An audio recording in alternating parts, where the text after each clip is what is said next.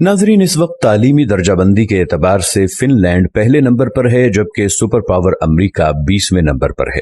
2023 तक फिनलैंड दुनिया का वाहिद मुल्क होगा जहां मजमून यानी सब्जेक्ट नाम की कोई चीज स्कूलों में नहीं पाई जाएगी।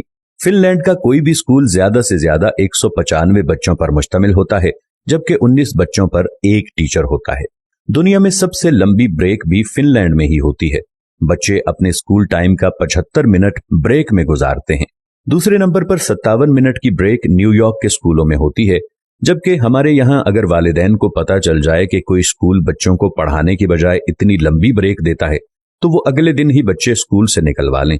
खैर, आप ये दिलचस्प बात मुलाहिजा करें कि पूरे हफ्ते में स्कूलों में महज 20 घंटे पढ़ाई होती है, जबकि असातिज़ा के 2 घंटे रोज अपनी स्किल्स पढ़ाने पर सर्फ होते हैं।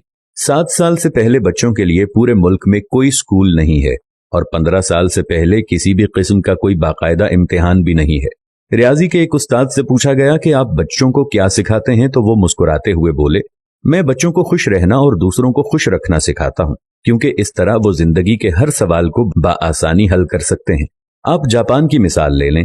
3री जमात तक बच्चों को एक ही मजमून सिखाया जाता है और वो अखलाकियात और आदाब हैं।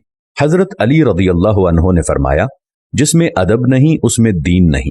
मुझे नहीं मालूम कि जापान वाले हजरत अली को कैसे जानते हैं और हमें अभी तक उनकी ये बात मालूम क्यों ना हो सकी।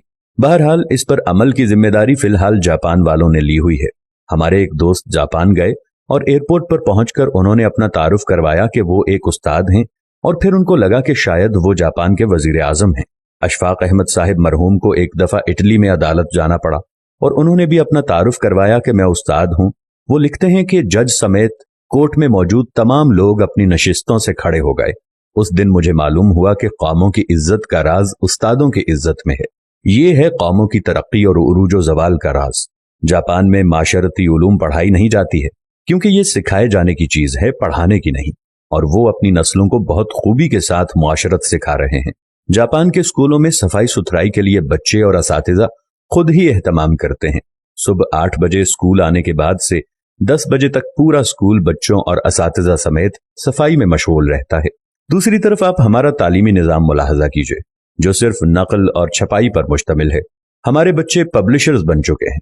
आप तमाशा देखें, जो किताब में लिखा होता है असातिज़ा उसी को बोर्ड पर नकल करते हैं, बच्चे दोबारा उसी को कॉपी पर छाप देते हैं।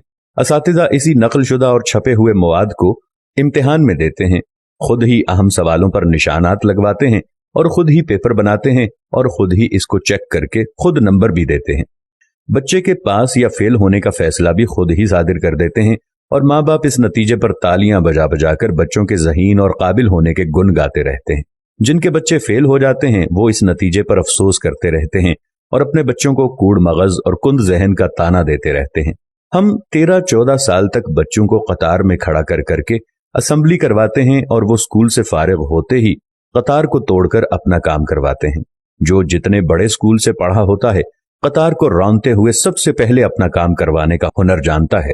तालिब इल्मों का स्कूल में सारा वक्त साइंस रटते गुजरता है और आपको पूरे मुल्क में कोई साइंसदान नामी चीज नजर नहीं आएगी, क्योंकि बदकिस्मती से साइंस सीखने की और खुद तजर्बा करने की चीज है और हम इसे भी रट्टा लगवाते हैं। आप हैरान होंगे, मैट्रिक क्लास का पहला इम्तिहान 1858 में हुआ और बरतानवी हुकूमत ने यह तय किया कि बर्रे सगीर के लोग हमारी अक्ल से आधे होते हैं, इसलिए हमारे पास पासिंग मार्क्स 65 हैं तो बर्रे सगीर वालों के लिए 32.5 होने चाहिए।